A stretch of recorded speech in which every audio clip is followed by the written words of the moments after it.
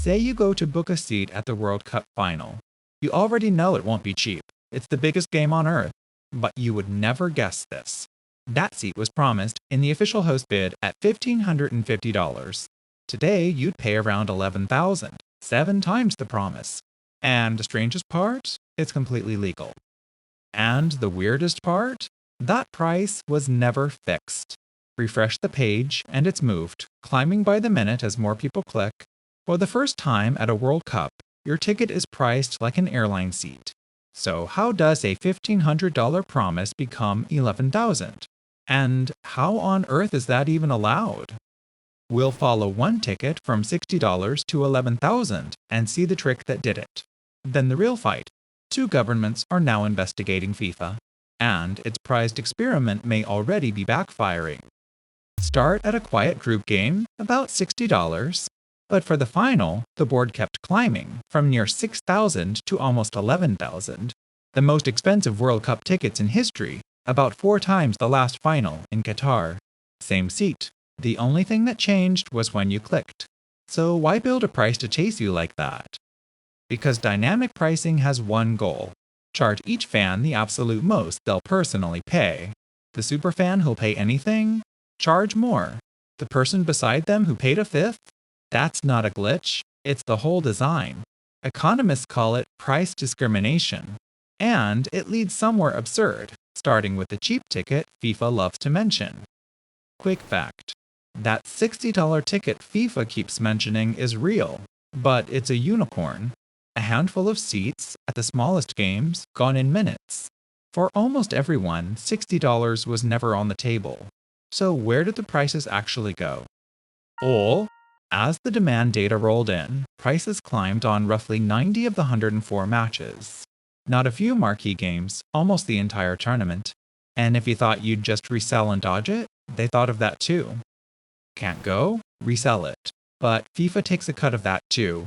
Reportedly about 30% off the top, price climbs, or you sell it on. The house wins either way. And all of it, somehow, perfectly legal. Until you ask how they actually sold it. And remember, this is all happening live, right now. The football itself? Priceless. The seat to watch it has just never cost more. And that gap is exactly what brought in the lawyers. So, how is this allowed? Dynamic pricing itself isn't illegal. Airlines do it every day.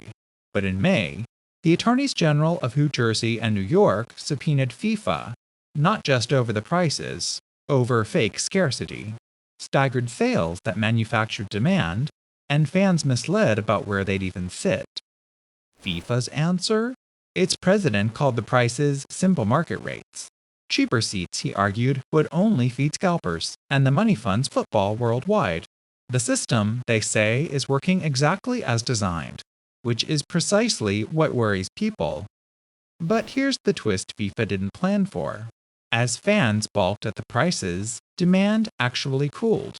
And for some games, the algorithm started cutting prices back down. The experiment built to find your maximum may be quietly backfiring.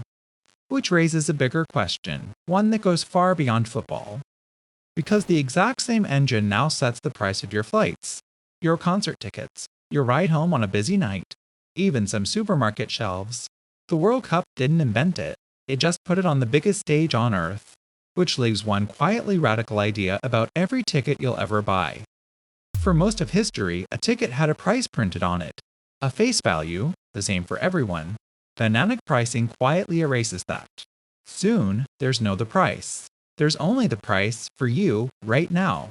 It showed us the future of every ticket we will ever buy. So here's the real question. Dynamic pricing. Is it fair? Smart market pricing we should all just accept? Fine for airlines, but wrong for a World Cup final? Or straight up price gouging? Tell me below. If this changed how you see the price of a ticket, like, share, and subscribe to Plainomics.